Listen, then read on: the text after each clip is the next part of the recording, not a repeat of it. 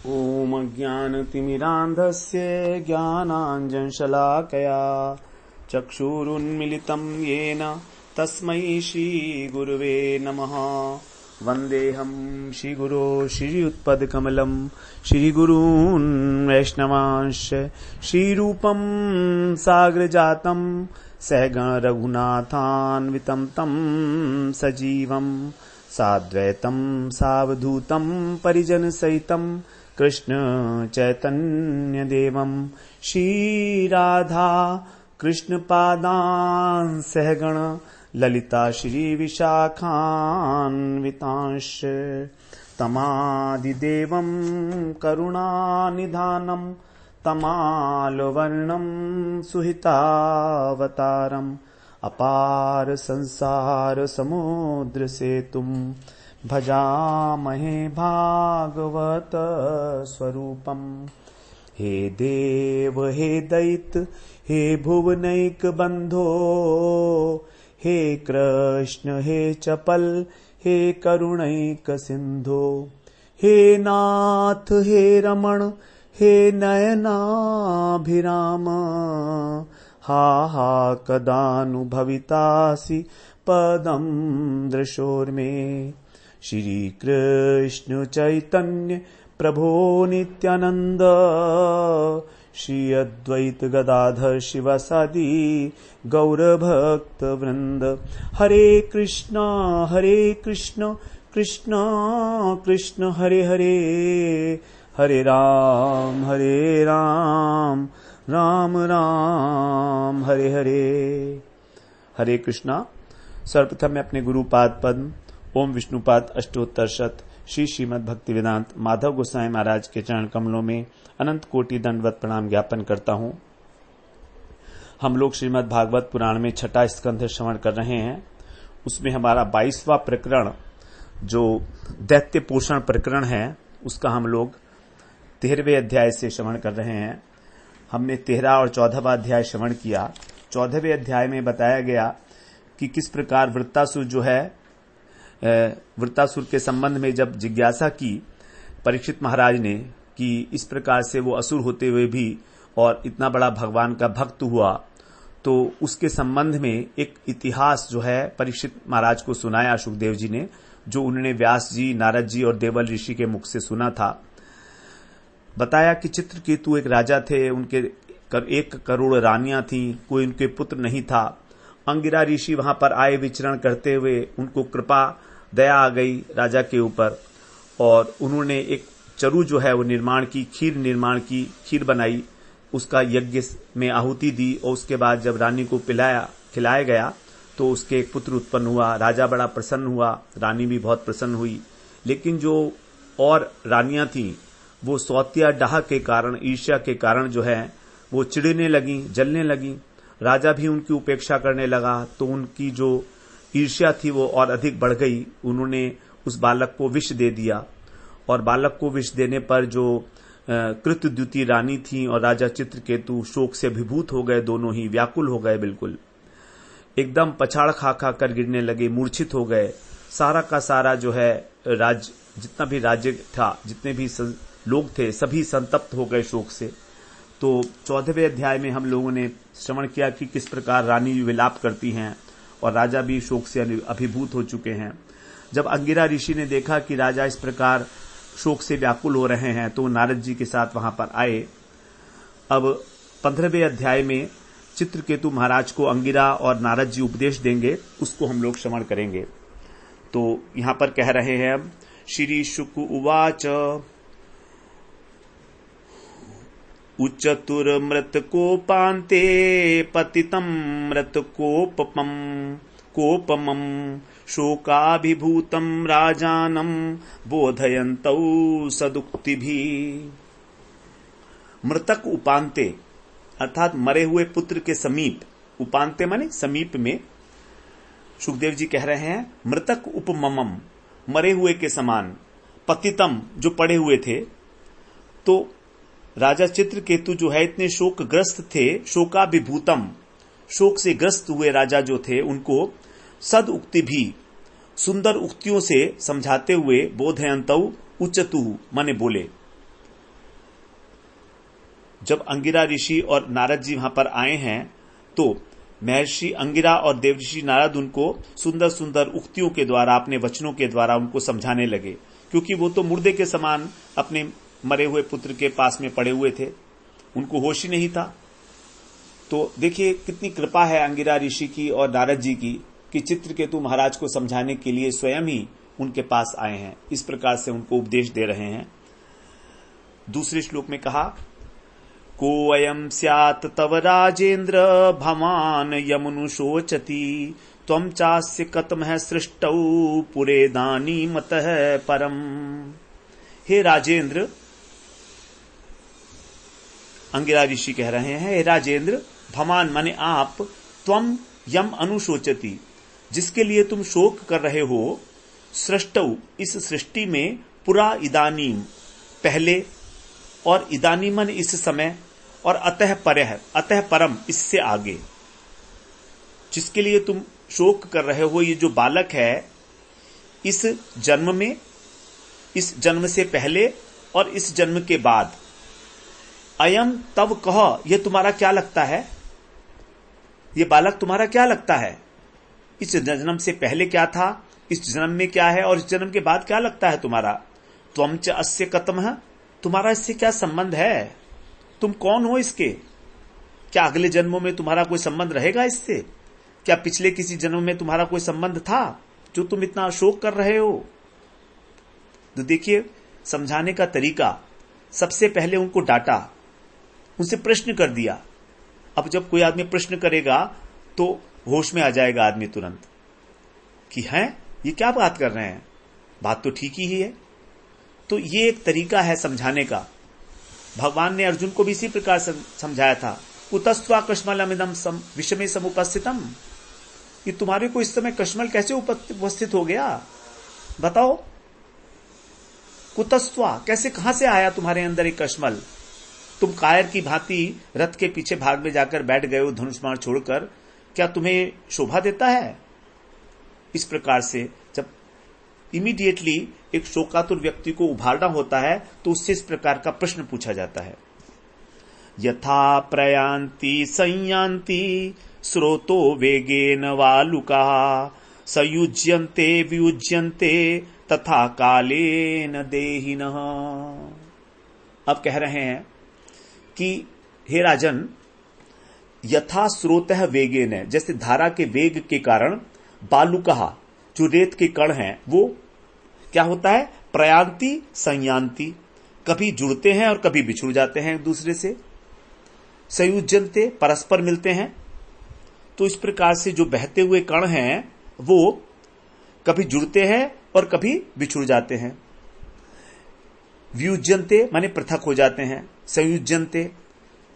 तो जिस प्रकार से बालू के कण एक दूसरे से जुड़ते और बिछुड़ते हैं, उसी प्रकार से कालेन, समय के प्रवाह से जो प्राणी हैं, देहिनः जो देहधारी हैं, वो भी मिलते और बिछुड़ते रहते हैं, उनका भी कभी मिलते हैं और कभी बिछुड़ जाते हैं। तो बद्ध जीव जो है उसका ज्ञान का कारण है देहात्म बुद्धि, कि हमारा देह भौतिक है लेकिन इस देह के भीतर तो आत्मा है ना, ये ज्ञान की बात है। लेकिन दुर्भाग्यवश हम इस शरीर को ही केवल मैं माने बैठे हुए हैं, इसी को आत्मा माने बैठे हैं। हम ये नहीं समझते कि ये जो शरीर है, ये शरीर तो दूसरे शरीर से कभी मिलता है और कभी अलग हो जाता है, और झूठे ही इस शरीर के संयोग और वियोग में कभी खुश हो जाते हैं, कभी दुख करने लगते हैं।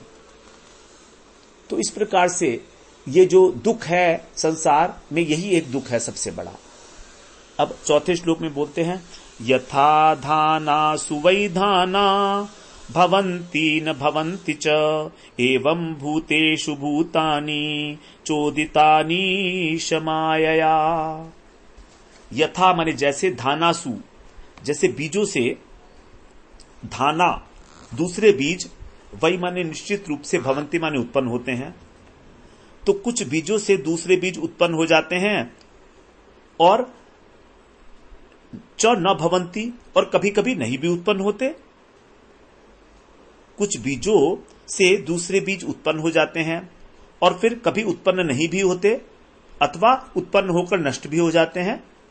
उसी प्रकार से एवं मन इसी प्रकार ईश माया, भगवान की जो माया है उससे प्रेरित होकर चोदितान भूतेषु भूतानी, प्राणियों से प्राणी की कभी संतान होती है और कभी नहीं भी होती। तो प्राणी से अन्य प्राणी उत्पन्न भी होते हैं और उत्पन्न होकर नष्ट भी हो जाते हैं। बिल्कुल वैसे ही है जैसे धरती के अंदर बीज को बोते हैं तो कभी उगता है और कभी नहीं उगता। धरती उपजाऊ है तो भी कभी कभी बीज नहीं उगता, तो भी कभी कभी नहीं उगता उपजाऊ। तो कभी कभी जो पिता है वो सक्षम है लेकिन वो भी संतान की प्राप्ति नहीं कर पाता। पिता और माता सक्षम होते हुए भी गर्भधारण नहीं कर पाती माता। तो इसीलिए इस प्रकार तुम शोक क्यों कर रहे हो? तो तुमको वास्तव में पुत्र की प्राप्ति होनी नहीं थी। यही एक वास्तव में तथ्य है कि चित्रकेतु महाराज को पुत्र होना ही नहीं था। 1 करोड़ रानियों के बाद भी जब उनको पुत्र नहीं हुआ तो यही था उनके भाग्य में कि पुत्र नहीं ही होना है। अब क्योंकि वो तो अंगिरा ऋषि का जो है कृपा हो गई, तो इसलिए उन्होंने इस प्रकार का विधान कर दिया कि उसके पुत्र हो जाए। 5वें श्लोक में बोलते हैं, वयम च त्वं च ये में, वयम च त्वं च ये चे में तुल्य कालश्चराचरः जन्म मृत्युर्यथा पश्चात् प्राङ्नैव मधुनाम पिभो। वयम च, भो मने हे राजन, वयम मने हम, च और त्वम मने तुम, और ये इमे, ये जो और लोग हैं सब, और जो सब चराचर प्राणी हैं, तुल्य कालहा, तुल्य कालहा, ये सब क्या हैं कि एक जन्म के पहले जितने भी प्राणी वर्तमान हैं ये तुल्य काला हैं। तुल्य काला का मतलब समकालीन हैं। यथा जन्म प्राक, जन्म के पहले और मृत्यु के पश्चात, एवं न, इस प्रकार नहीं रहते, अधुना अपि, और इस समय भी ये केवल शरीर नहीं है, ये आत्मा है।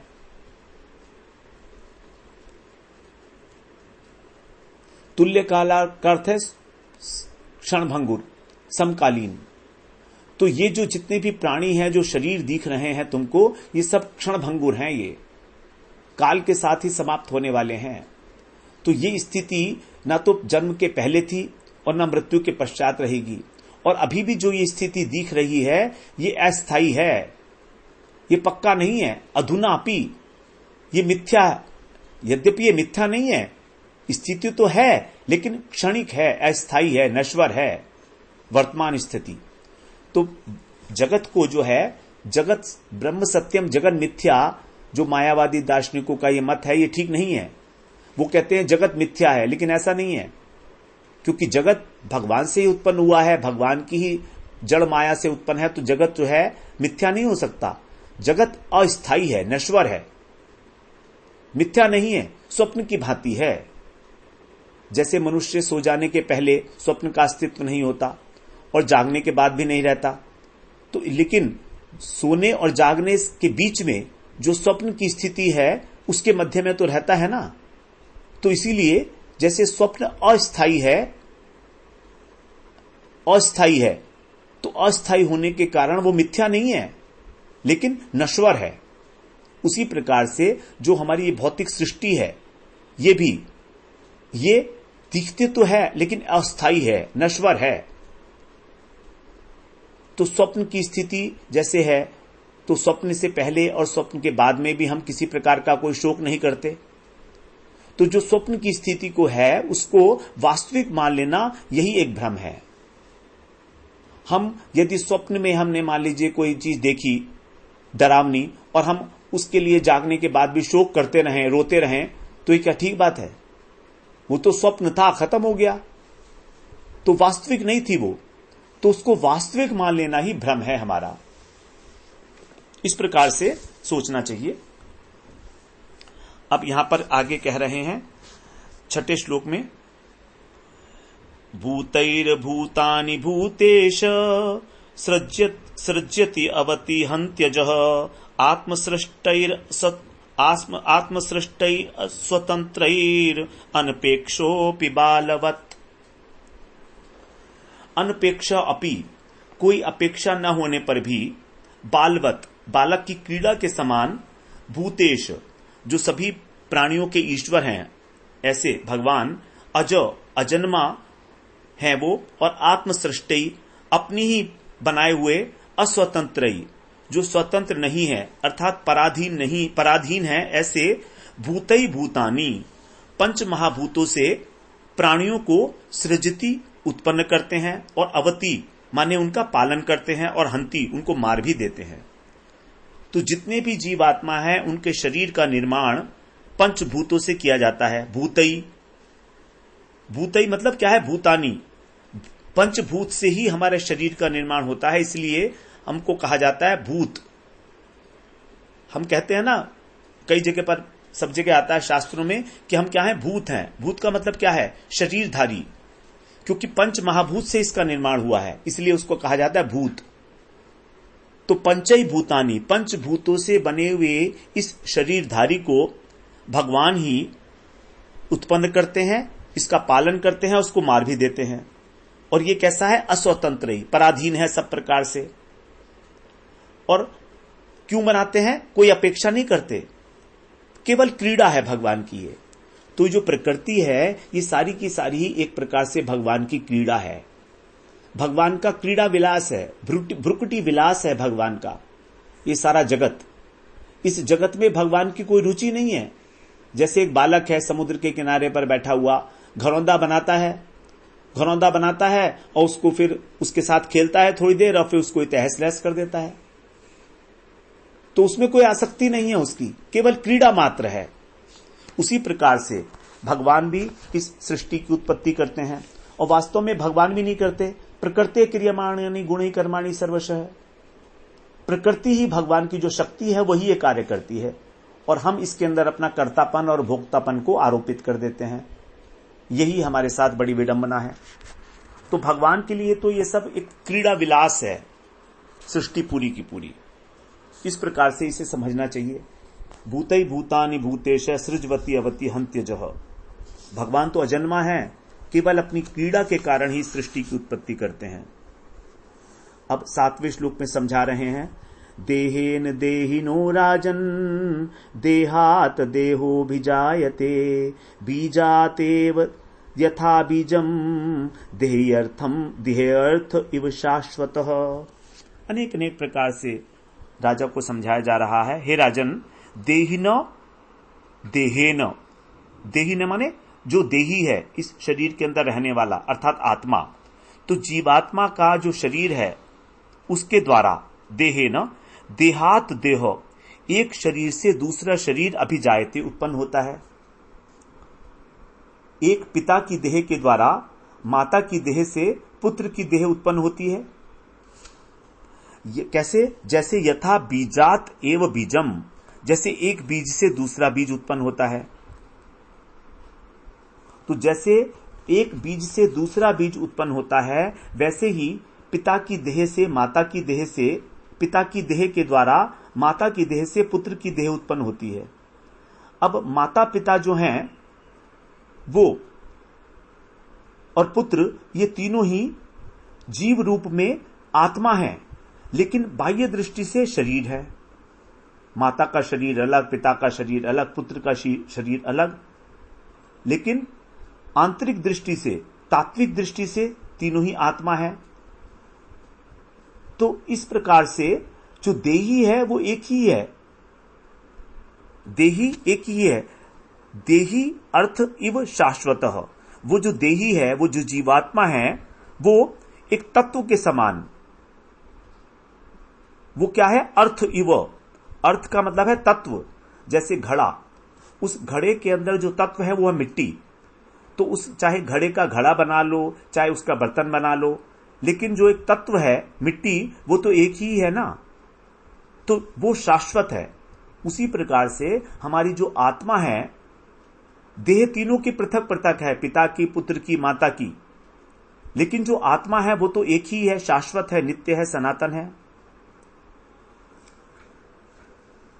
तो भगवान की जो दो प्रकार की शक्तियां हैं, जिसको भगवान ने गीता में कहा, एक पराशक्ति है और अपराशक्ति है।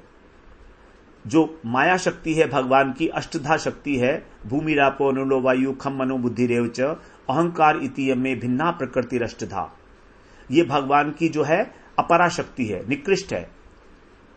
और इससे जो उत्कृष्ट शक्ति है वो है भगवान की जीव शक्ति, जीवात्मा। तो ये अपरा शक्ति है, ये अष्टधा है, पंच महाभूत, मन, बुद्धि और अहंकार। इसी से इस शरीर का निर्माण होता है। और दूसरी जो शक्ति है भगवान की, जो जीव शक्ति है, वो है आत्मा। तो इस प्रकार से जो आत्मा है उसका इस शरीर से कोई लेना देना नहीं है। आगे 8वें श्लोक में कह रहे हैं, देह देही विभागोयम अविवेक कृतः पुरा जाति व्यक्ति विभागोयम यथा वस्तु निकल्पितः।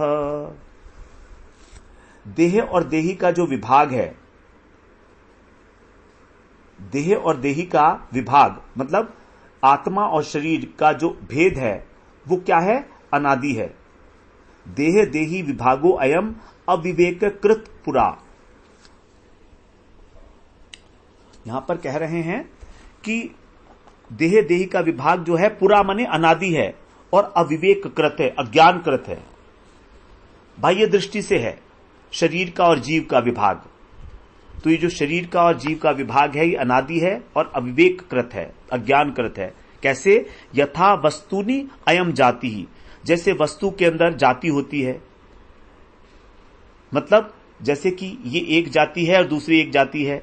व्यक्ति विभाग, वस्तु की एक जाति है और एक व्यक्ति विभाग है कल्पितः। तो व्यक्ति का विभाग जैसे कल्पित है उसी प्रकार से देही देही का जो विभाग है वो कल्पित है। तो जो सत्ताएं हैं अलग अलग प्रकार की जो दिख रहे हैं, व्यक्तिगत सत्ताएं, वो सब अलग, वो सब अविवेक का ही कारण है उसका।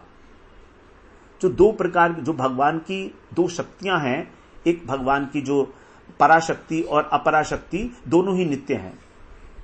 दोनों का ही उदय जो है, दोनों का ही जो मूल है, स्रोत है, वो भगवान है। तो वास्तव में अगर देखा जाए तो दोनों की सत्ता भगवान से है, भगवान से दोनों ही अभिन्न हैं। यद्यपि कहा गया है कि भिन्ना प्रकृति अष्टधा, लेकिन भगवान और भगवान की शक्ति में अभेद भी होता है, शक्ति शक्ति मतेरा भेदा। तो इस प्रकार से हम लोग अलग अलग विभाग करके उसको देख रहे हैं अपने समझने के लिए। समझने के लिए आवश्यक है देही देही का विभाग।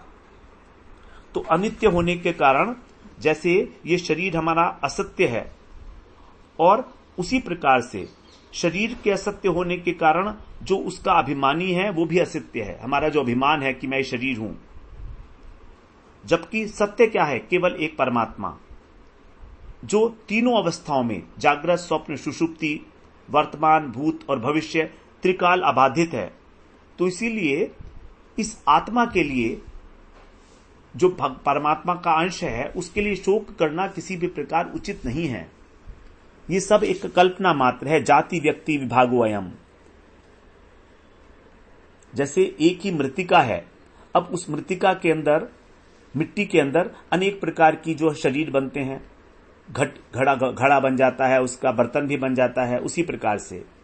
और अनेक प्रकार के जो व्यक्ति हैं वो भी अनेक प्रकार के व्यक्ति है, कोई स्त्री है, कोई पुरुष है, कोई बालक है। तो जो विभाग है ये कह रहे हैं केवल एक कल्पना मात्र है, ये है नहीं वास्तव में। अब सुखदेव जी आगे कह रहे हैं 9वें श्लोक में, एवं आश्वासितो राजा चित्रकेतुर्द्विजोक्ति भी प्रम्रज्य पाणिना वक्त्रम अधिम्लानम अभाषत। एवं आश्वासितो राजा, सुखदेव जी कहते हैं हे राजन, इस प्रकार राजा को आश्वासन देकर ब्रह्म द्विज उक्ति भी समझाए जाने पर ब्राह्मण ने अपनी वचनों के द्वारा, जो अंगिरा जी हैं उन्होंने अधिम्लानम, शोक से जो आधिम्लानम, जो शोक से मलिन हो चुके हैं ऐसा मुख वाले, पाणिना प्रमर्ज्य अभाषत, अपने हाथों से पहुंचकर राजा इस प्रकार बोले। तो राजा ने अपनी आंखों को जो है वो पहुंचा हाथों से और इस प्रकार से वो बोले। राजोवाच, अब राजा कह रहे हैं, कौ युवाम ज्ञान संपन्नो महिष्ठौ च महीयसाम अवधूतेन वेशेण गूढ़ाविह समागतौ।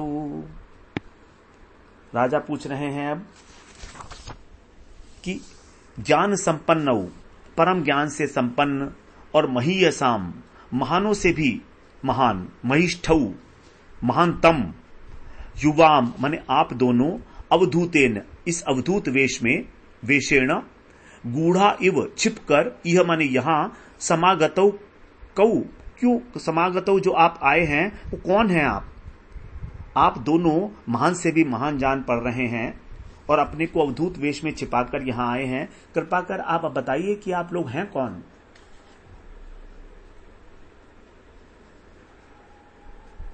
तब आगे जो है 11वें श्लोक में बोलते हैं, चरंती ही अवनौ कामम ब्राह्मणा भगवत प्रिया मादृशाम ग्राम्य बुद्धीनाम बोधायोन्मत्तलिंगिनः।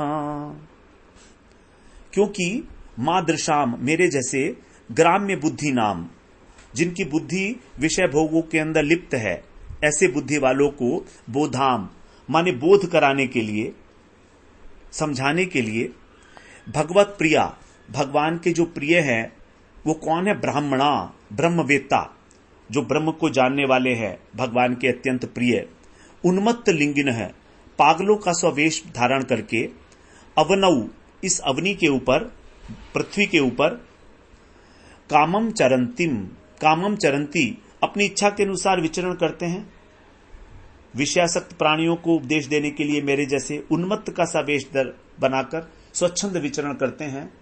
तो आप लोग कौन हैं इस प्रकार से इच्छानुसार भूमंडल पर विचरण करने वाले। अब आगे 12वें श्लोक से 15वें श्लोक तक एक साथ ही पढ़ेंगे इसको, क्योंकि सबके नाम बताए जा रहे हैं, अन्वय एक साथ है।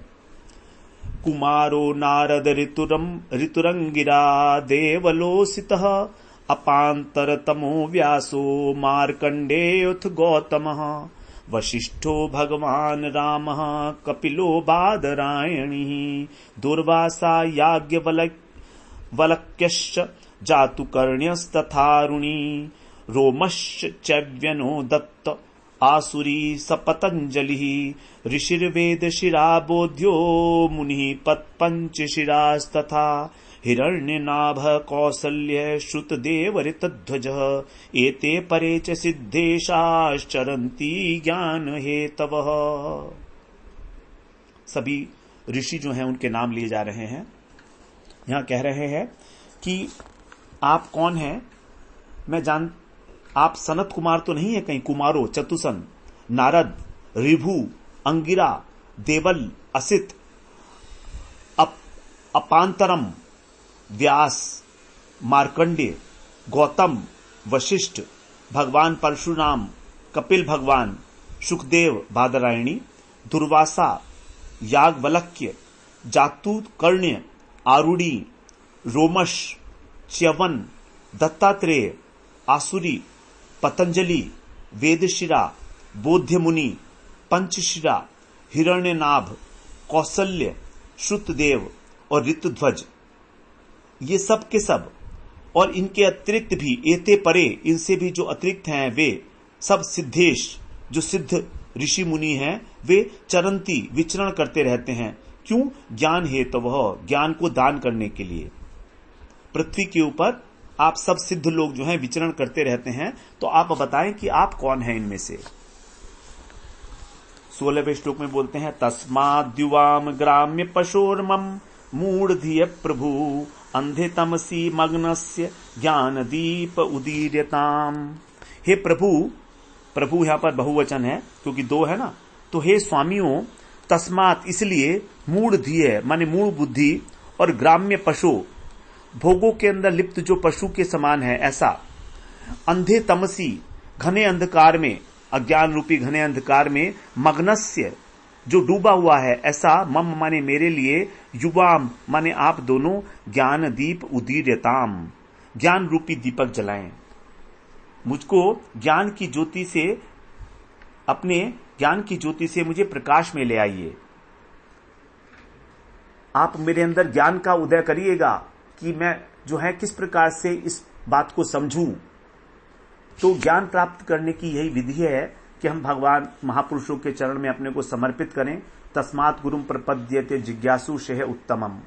वही हमको बताएंगे कि क्या हमारे लिए उत्तम है। वही हमारे को बोलते हैं अज्ञान तिमिरांधस्य ज्ञानांजन शलाकया। गुरु ही जो है ज्ञान के दीपक को जलाकर हमारी आंखें खोलते हैं। अब 17वें श्लोक में अंगिरा ऋषि बोल रहे हैं। अंगिरा उवाच अहम ते पुत्र कामस्य पुत्र दोस्मिंगिरा नृप एष ब्रह्मसुते साक्षान नारदो भगवान ऋषि।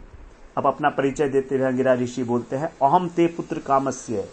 हे राजन, अहम माने मैं जो हूं, ते पुत्र कामस्य तुम पुत्राभिलाषी को, तुम जो पुत्र को चाहते थे, पुत्रदह पुत्र को देने वाला अंगिरा अस्मि, अंगिरा हूं।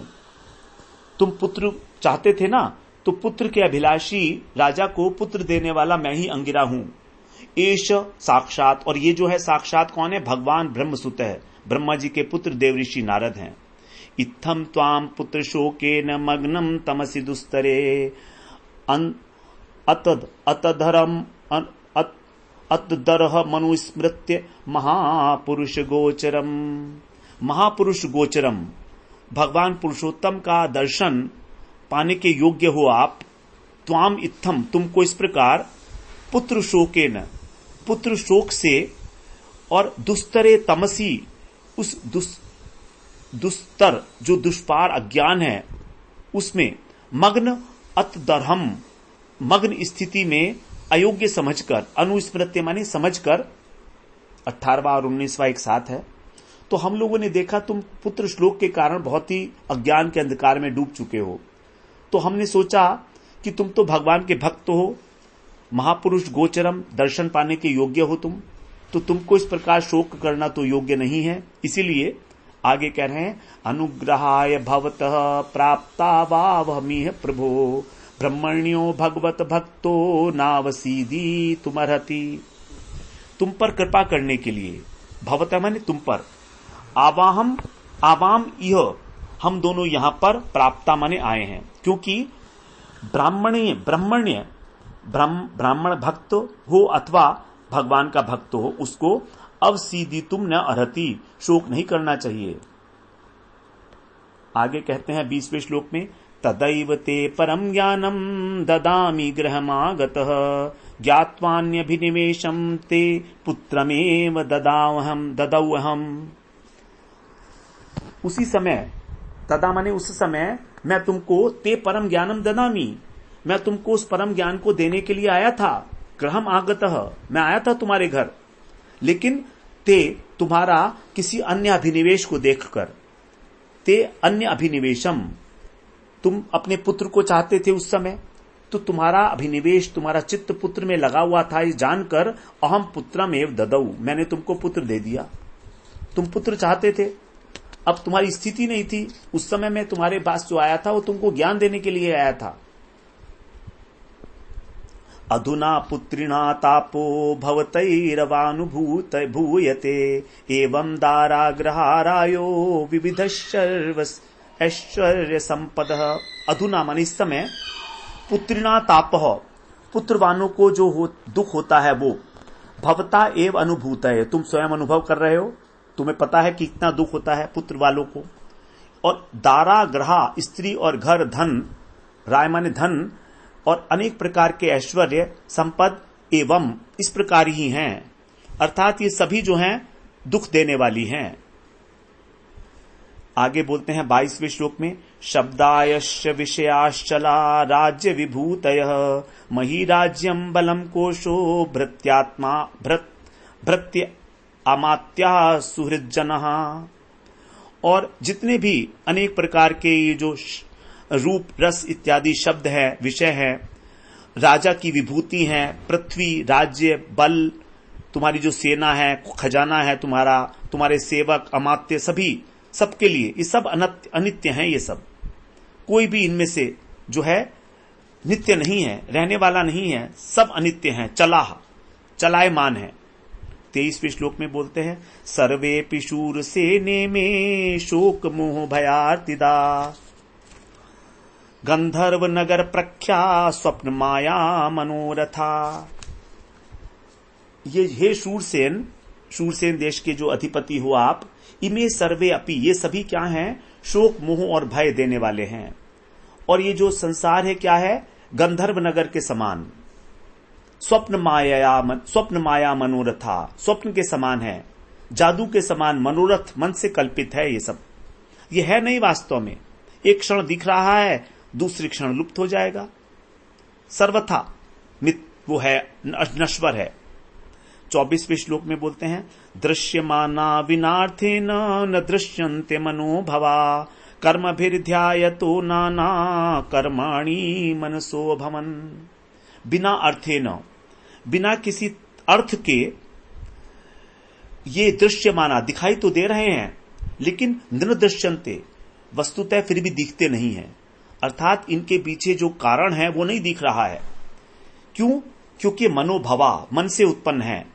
जैसे स्वप्न है तो स्वप्न में क्या होता है कि मन से ही सब कुछ सृष्टि होती है, उसी प्रकार कर्म भी ध्यायतः, कर्मों के द्वारा दिखने पर भी, चिंतन करने पर भी, नाना कर्माणि, नाना प्रकार के कर्म मनसः अभवन, केवल मन की कामना के कारण ही होते हैं।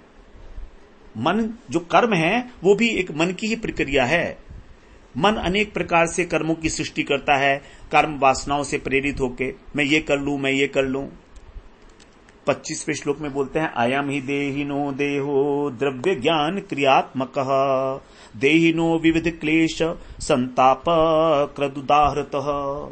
क्योंकि जो द्रव्य है अर्थात ये पंच महाभूत, ज्ञान माने ज्ञानेन्द्रिय और क्रिया माने कर्मेंद्रिय और आत्मकः, ये जो इन तीनों से बना हुआ देहिन, ये जीव का जो शरीर है, अयम देह, ये जीव को विविध क्लेश, नाना प्रकार के क्लेश देता है और संताप देने वाला है, ऐसा उदाहृतः कहा गया है। ऐसा कहा गया है कि ये शरीर अनेक प्रकार के दुख, आध्यात्मिक, आधि भौतिक, आधि दैविक, 3 प्रकार के दुख देने वाला है ये शरीर। तस्मात् स्वस्थेन मनसा विमृश्य गतिमात्मनः, द्वैते ध्रुवार्थ विश्रम्भम त्यजो पशम आविश। तस्मात्, इसलिए, स्वस्थेन मनसा, अब तुम स्वस्थ चित्त के द्वारा, आत्मन गतिम, अपने स्वरूप का विमृश्य माने विचार करो, जिज्ञासा करो कि तुम्हारा आत्मा का क्या स्वरूप है। द्वैते, और इस द्वैत रूपी जो संसार है, जहां पर हर वस्तु जो है द्वंदात्मक है, उसका ध्रुवम अर्थम, इस नित्यत्व को, इस संसार को तुम सोचते हो कि सत्य है, नित्य है, हमेशा रहने वाला है, ऐसा विश्रम्भम, इस भ्रम को त्यज माने त्याग दो, और उपशमम आविश, उस शांति में प्रवेश करो, परमात्मा में स्थित हो जाओ। तो जो द्वैत भ्रम है, इसके नित्यत्व की जो बुद्धि है कि हमेशा रहने वाला है, इसको छोड़ो और परमात्मा में स्थिति करो। अब नारद जी कहते हैं, एताम मंत्रोपनिषदम प्रतीच्छ प्रयतो मम, याम धारयन् सप्तरात्रा दृष्टा संकर्षणम प्रभुम। नारद जी कहते हैं कि प्रयतः मम, एकाग्र चित्त होकर तुम मुझसे अब एताम माने यह मंत्रोपनिषद ग्रहण करो, प्रतीच्छ माने ग्रहण करो, जिसको धारण करके 7 रात के अंदर, सप्तरात्राद संकर्षम प्रभु दृष्टा, तुम संकर्षण भगवान का दर्शन करोगे। कितनी सुंदर बात बताइए। अब अंतिम श्लोक है 28वां, यत्पादमूलम उपसृत्य नरेन्द्र पूर्वे, शर्वादयो भ्रमिमं द्विततं विसृज्य, सद्यस्तदीयमतुला निधकं नधिकं महित्वं, प्रापुर्भवानपि परं न चिरादुपैति। यत्पादमूलम, हे नरेंद्र, हे राजन, पूर्वे माने पूर्व काल में, यत पाद मूलम, जिनके चरणों के समीप, उपसृत्य माने पहुंचकर, शर्व आदय, भगवान शंकर आदि ने, इमम द्वितीय भ्रमम, इस द्वैत के भ्रम को विसृज्य माने त्याग दिया था। सद्य माने तत्काल, तदीय माने उनके, अतुला अनधिकम, अतुलनीय, और अनधिकम, जिनसे अधिक और कोई नहीं है, महित्वम प्रापु, उस महिमा को प्राप्त हुए, भमान अपि, तुम भी, परम माने उस परमात्मा का, न चिरात उपैति, अविलंब प्राप्त कर लोगे। तो शंकर भगवान ने भी संकर्षण देव की उपासना की थी, उन्हीं के चरणों का आश्रय लिया था भगवान शिव ने प्राचीन काल में, और उसी के कारण उनका जो द्वैत भ्रम था वो नष्ट हो गया। तो उनकी उसी महिमा को प्राप्त हुए जो है, जिससे बढ़कर कोई और है ही नहीं, उनके समान भी नहीं और बढ़कर कैसे होगा। तुम भी शीघ्र ही भगवान के उस परम पद को प्राप्त कर लोगे। इस प्रकार चित्रकेतु को उन्होंने जो है उपदेश दिया। नारद जी ने बड़ा सुंदर उपदेश दिया 28वें श्लोक में। यहां पर हमारा ये जो चित्रकेतु को सांत्वना देने वाला अध्याय है, 15वां अध्याय, ये पूरा होता है। अब अगले सत्र में हम 16वें अध्याय में प्रवेश करेंगे, जिसमें चित्रकेतु महाराज का वैराग्य और संकर्षण भगवान के दर्शन होंगे उनको। इस प्रकार से वांछा कल्पतरुभ्यश्च कृपा सिंधुभ्यैव च पतितानां पावनेभ्यो वैष्णवेभ्यो नमो नमः।